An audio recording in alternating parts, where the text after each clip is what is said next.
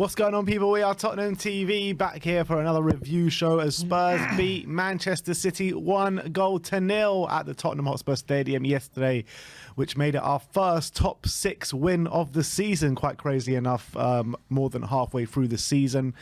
And it was a great weekend all round, to be honest. Started off with Arsenal losing to Everton near bottom of the league, which put smiles on all our faces.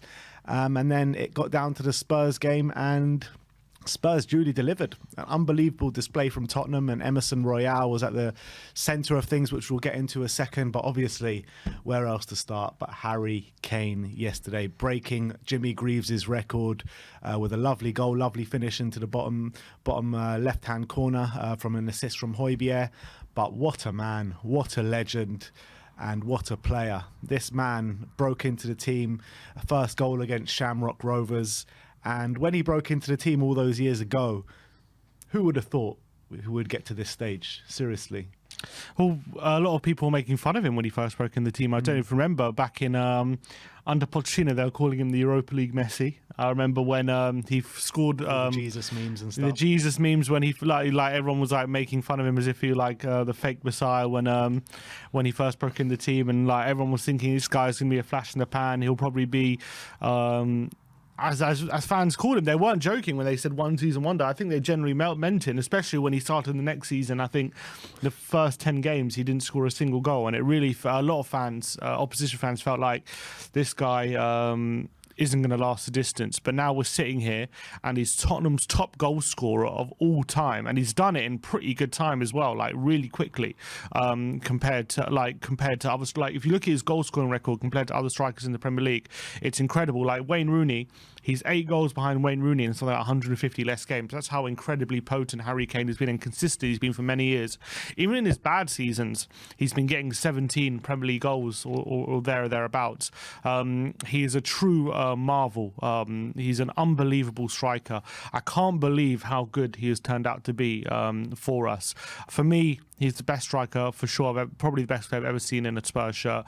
I think his loyalty means so much to the Spurs fans as well. The fact he has stuck with us for so long when he could have easily forced a way out probably throughout the years, although he did try once to win more trophies and go elsewhere. But he's stayed with Tottenham and just built a legacy here, and hopefully he doesn't leave before he wins something, and maybe it can happen this season. But he's an incredible player, an incredible person as well. He's so humble. He still works hard, still does everything right, never gives you a moment's trouble, like from a PR perspective or everything like that. Always fully behind Spurs. He's an absolute model professional.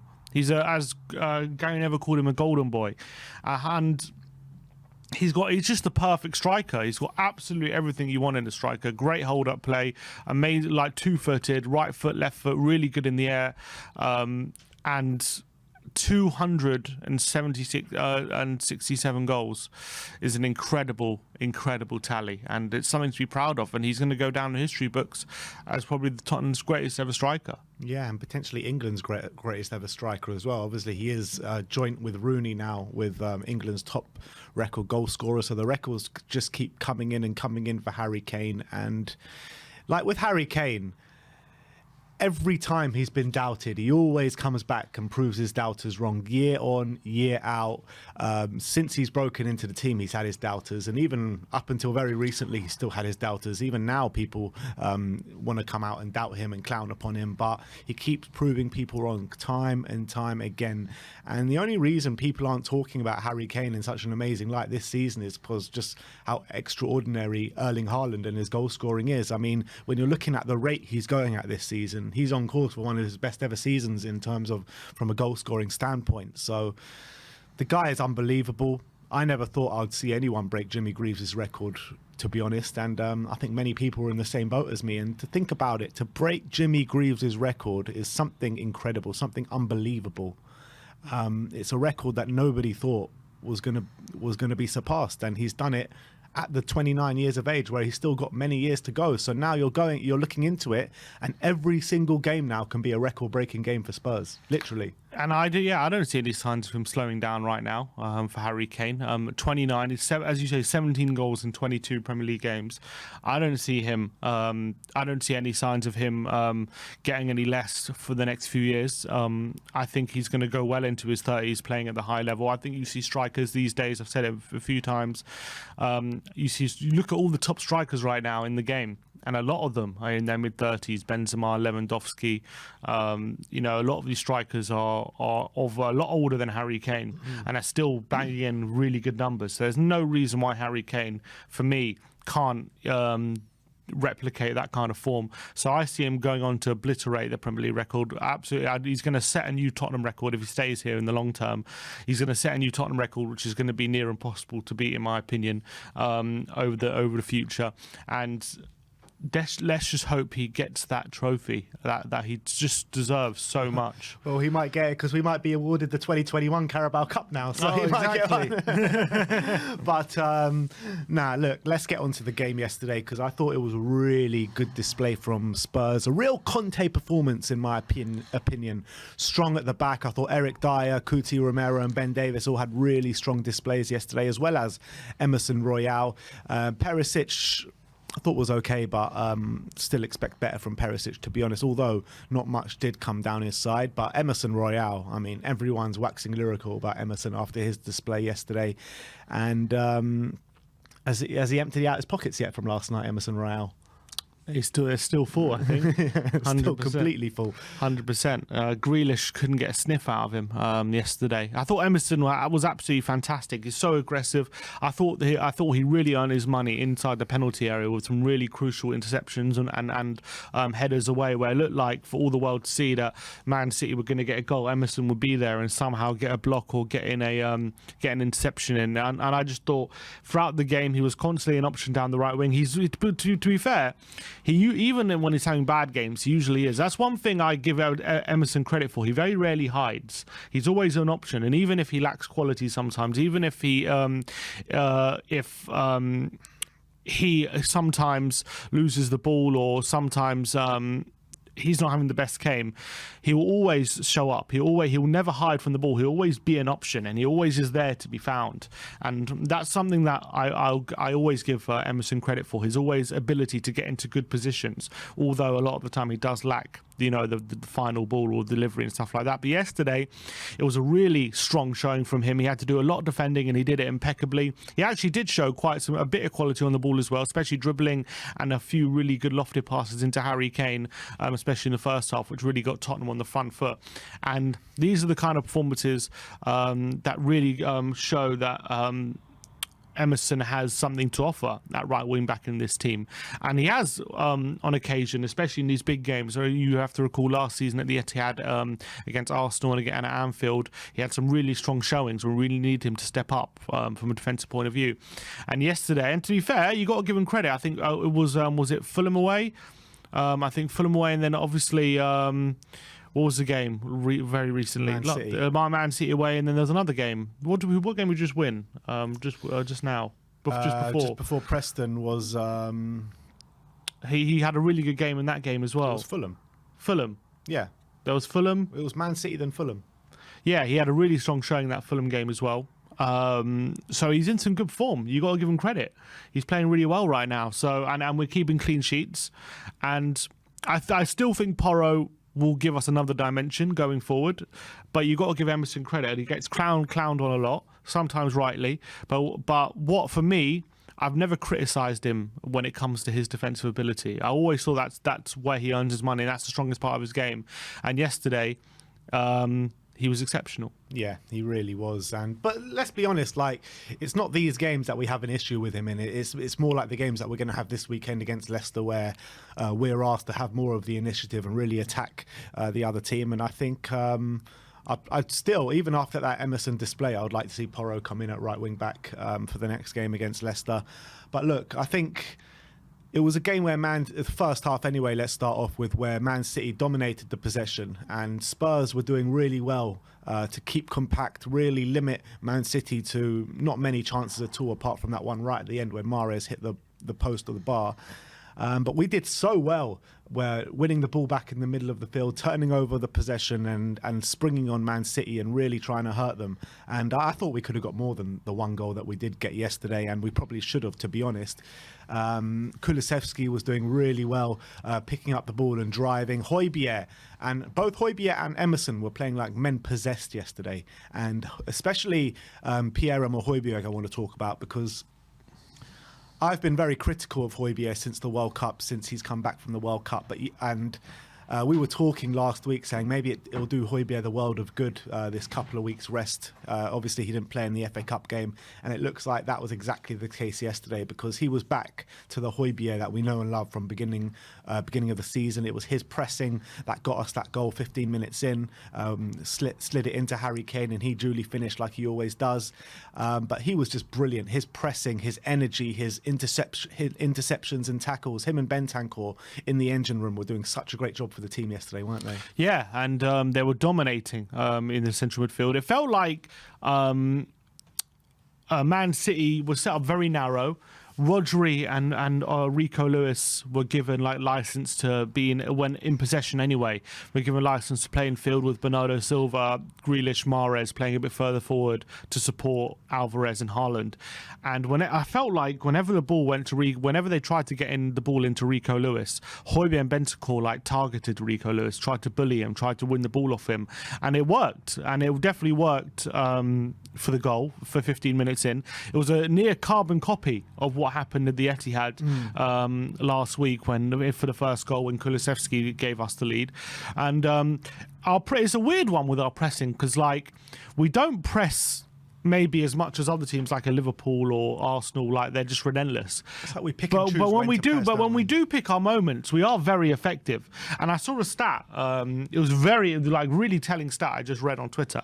It's from Michael Cox. He said for high turnovers in the league, we're third bottom, but for high turnovers that lead to a goal, we're second in the league. So we don't actually press really high often, but when we do it with a purpose, and we do it really effectively. And that was now again case in point yesterday. And hopefully we get to a stage where we're doing it more often, obviously, because clearly showing how effective we are, if we can do it more often, it can be a really good source for goals. But one thing I was really impressed with was our braveness, yesterday, our ability to actually be really aggressive.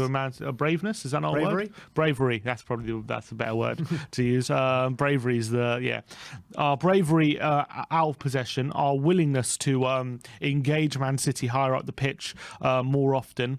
A lot of the time we were leaving a lot of risk at the back, 4v4, and to be fair, we've done that previously this season and been punished, but this game, Man City weren't able to go direct. They were just playing it very much in their own half and trying to break us down very methodically, and our aggression really worked in our favour. Actually, Eric Dyer was stepping out of defence way more often. Was brilliant yesterday.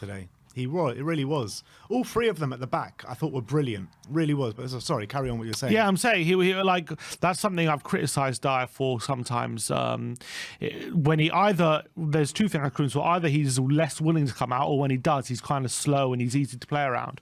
But yesterday, he was actually really aggressive. I got to give him credit. He's really stepped up. Was willing to step into midfield off the ball and really try and win the ball up hard at the pitch. And even though he's not the quickest, we weren't exposed at the back, and that was a large thanks to how good Romero was on his side, and Ben Davies, to be fair to him. Romero. I said it yesterday in instant match reaction.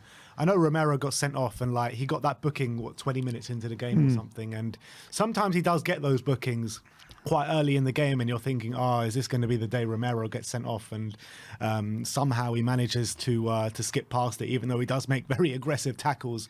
But yesterday, he finally got his sending off, to be honest.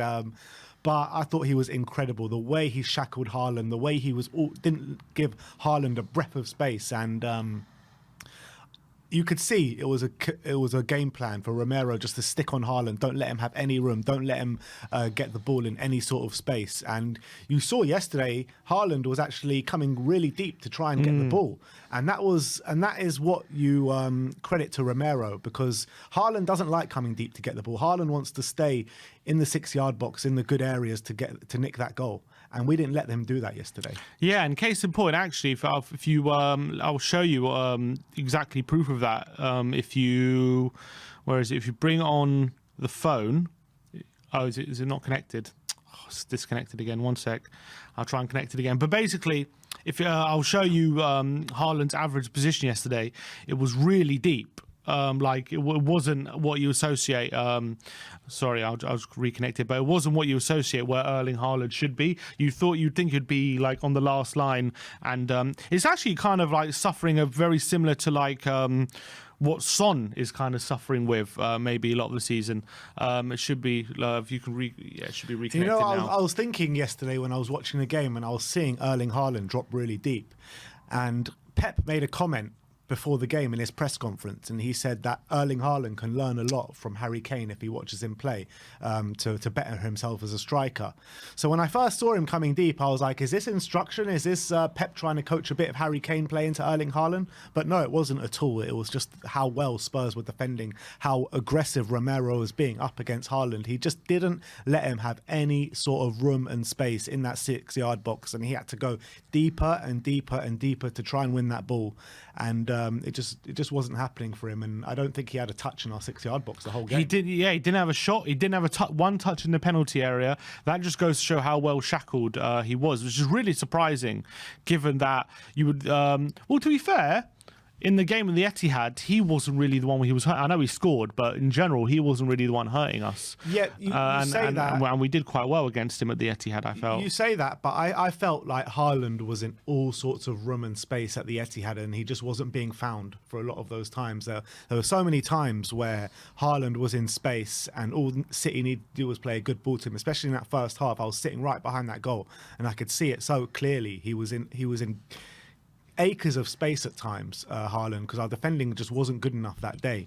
And if they would have found him, he would have scored more goals than he did, and he did get his goal in the second half. But I thought this was a different kettle of fish completely. Yeah, he was really well shackled. I thought...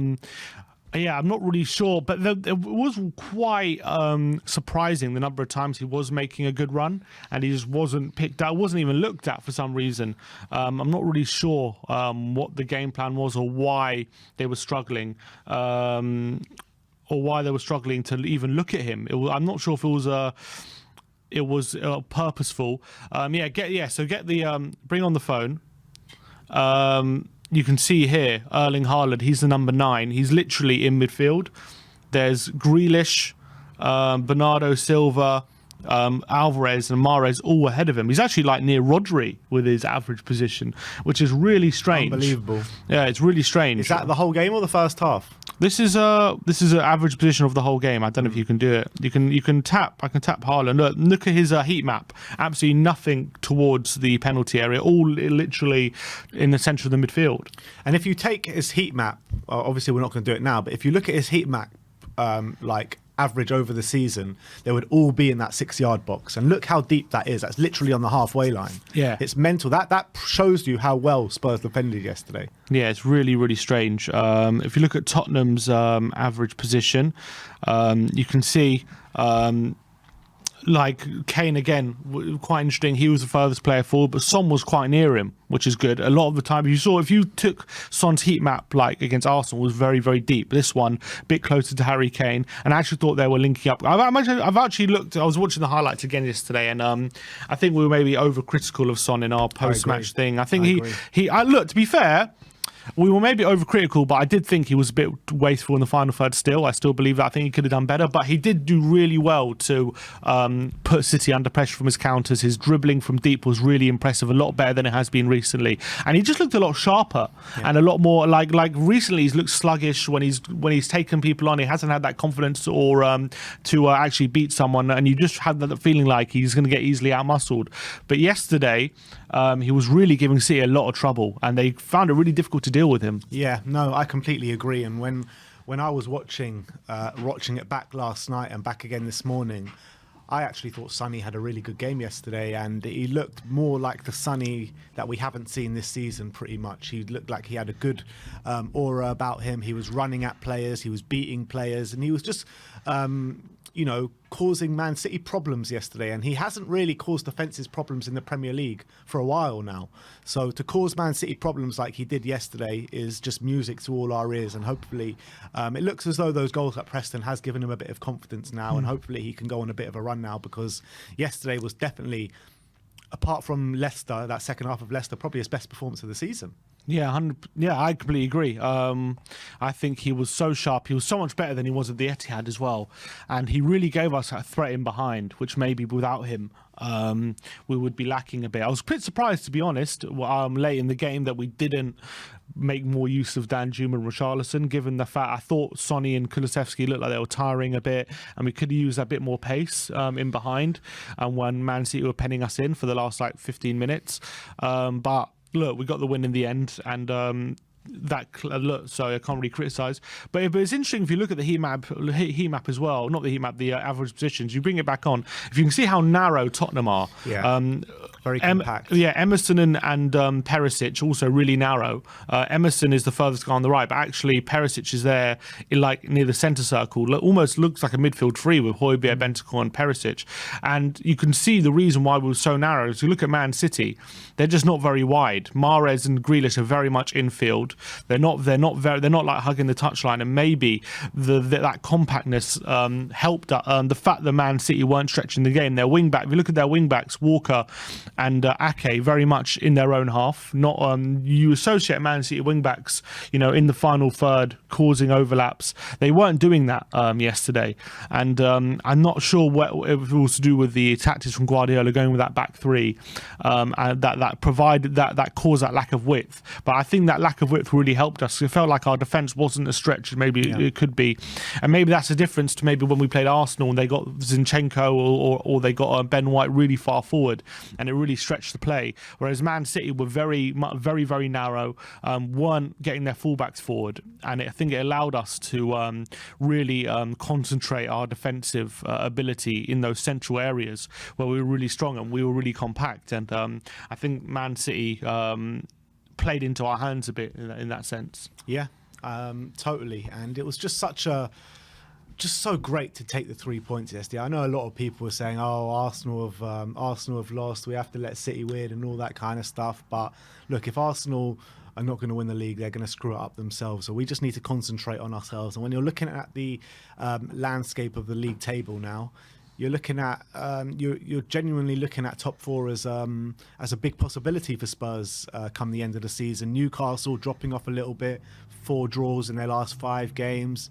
Man United with Casemiro out suspended for the next 3 games, albeit we got Romero out. But you're looking at this season now where everyone was really doom and gloom maybe a week or 2 ago about the season, but you're looking at it now with new signings to come in the team like Porro and Danjuma. You're looking at our bench yesterday, Lucas Moura, Danjuma and Richarlison on the bench. All 3 can have an impact when they come on in games which we're struggling in. And in the next round of the Champions League, which we go to Milan next week, in the FA Cup where we've got somewhat of a kind draw where there's only a couple of big teams left in it, and Spurs well and truly in the top 4 hunt as well. So you're looking at, we could have a big second half of the season now, can't we? Yeah, lots to play for. You got to remember, look, obviously there's 22 games gone, so there's still 17 games left. That's nearly half a season pretty much. So there's still a lot of football to be played with. We're now getting those, as you say, we're getting those players back from injury, and all of a sudden the squad looks like plump. It looks like we have options now rather than beforehand, like we were struggling a lot, especially when Lucas wasn't an option at all. Richarlison and Kulusevski were both having spells on the sidelines, and it seemed like we were really struggling for options. And all of a sudden now we have loads of different options we can play in the forward line. All of a sudden it looks like we have depth all over the pitch, apart from maybe centre back. Yeah, we were like centre midfield with Sarr, Basuma being options. We look like more depth, isn't it? Centre back and left wing back. Left wing back now, yeah. Now with Porro there and Emerson starting to show good, consistent performances. Right wing back looks all right. So I think there's a lot to be positive, a lot to be excited about. The form is definitely starting to turn. I think defensively we're getting a lot better. We're being more aggressive. We're not having these. Hopefully, anyway, we're not like giving up goals early anymore. Over the past few games, anyway, we're not having those sluggish starts and always having to come back in the second half. We're having consistent, solid solid. We're looking, hopefully, to getting back to those levels from the second half of last season. This is what I'm seeing right now in our defensive displays over the last few weeks. We're just a lot more solid, a lot more aggressive, and we're a lot less easy to play against. I felt like there was a long stretch where we were way too easy to play against, and yesterday was probably the one of, if not the only game we've played well for like 90 minutes. I can't think of too many times we've done it this season. Yeah, totally. And you're looking at since they had that meeting after the Man City game, that clear the air meeting with the team where Harry Kane led it, we haven't conceded a goal since then. 3 wins on the trot, albeit one of them is against Preston, but it's no mean feat to go to Fulham, not to concede a goal and to win the game. Man City as well, coming to the Tottenham Hotspur Stadium, not to concede a goal and to win the game. So it's very impressive, and you see loads of similarities actually to last season, where the first half of last season, albeit we did have Nuno for the majority of it, but even when Conte came in, we were conceding a lot of goals. We weren't organised at the back really well. The defence was letting us down time and time again, albeit we did have quite a few injuries at the back. And then suddenly we beat Man City and something seemed to click and we went on a really good run. And hopefully it's the same thing this season. Well, if you look at our run of games, I just read out of our next 9 games, we faced 7 of the bottom 8. Yeah. So we have a really good opportunity now to kick on in the league and go on a really good run of games. And what we got to do though is not get too ahead of ourselves and think because we're on a good run we have to, and because we're playing these teams, they're going to be rollovers and we can just go at them and just win 3-4-0. We got to keep this defensive solidity right now and make sure we're keeping clean sheets because we have more than enough firepower to hurt anyone. I think that's clear to see. Our front line, especially with the options now we have, is good enough to give any defence trouble if given the opportunity. What's really been lacking this season, we know, is been our defence. And if we can just keep this defensive solidity and make sure we're just keeping clean sheets, I've got no worries that we're going to go on and score loads of goals or score at least a goal a game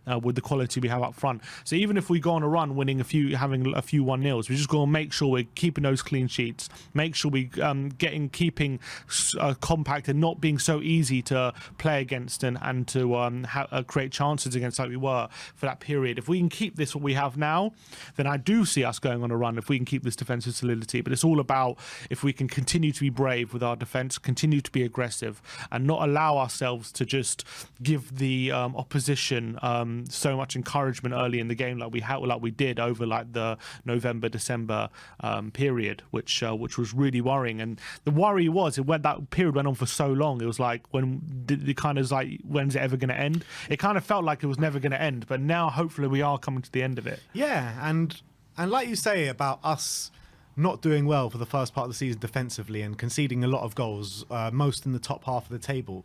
But it's even more impressive that we've gone through this run seeming like we're going to come out of it the other end and we're still in touching distance of the top 4.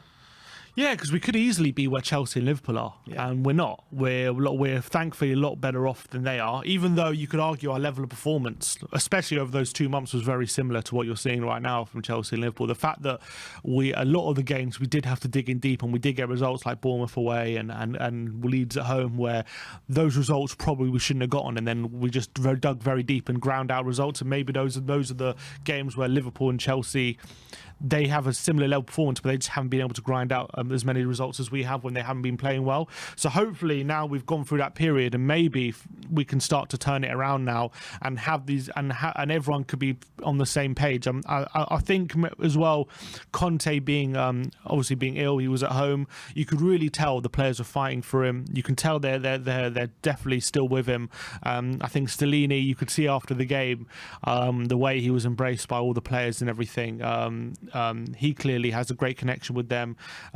So obviously that period was really hard to watch when we kept conceding the same thing, just kept happening game after game, and it was like Groundhog Day pretty much every game.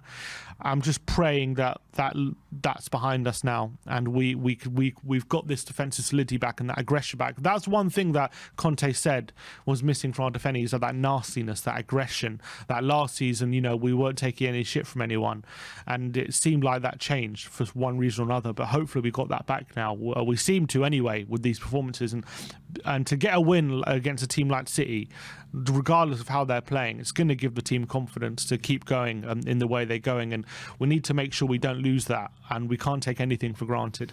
Yeah, and it just makes you think though, like where we would be if we kept that same defensive solidity from the back end of last season in the first half of this season. Where could we be sitting right now if we did keep that? But look, no point going back on that. But like you say, in our next 9 games, 7 of them are against the bottom 7.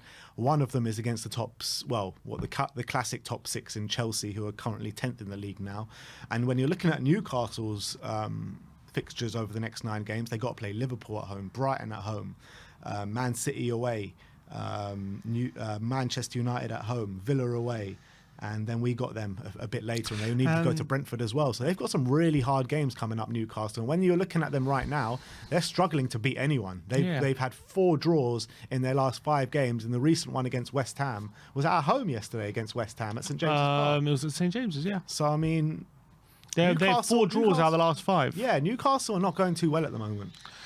Yeah, the fact they're not losing means that they've still got that solid base, and even though they're not winning, they've still not conceding too many goals, and so it just means if they can get their attack to click, they've still got that solid base of clean sheets. So I think from their point of view, they're not going to be too worried right now. If this continues for a lot longer, then I think maybe you've got to think that they're starting slipping. But right now, they're still as solid as ever at the back. The chances are starting to dry up, but they would argue, say, Maximum's starting to get back in the team. Gordon now they've signed, and he will give them a new bit of energy. And he actually looked really good when he came on, to be fair.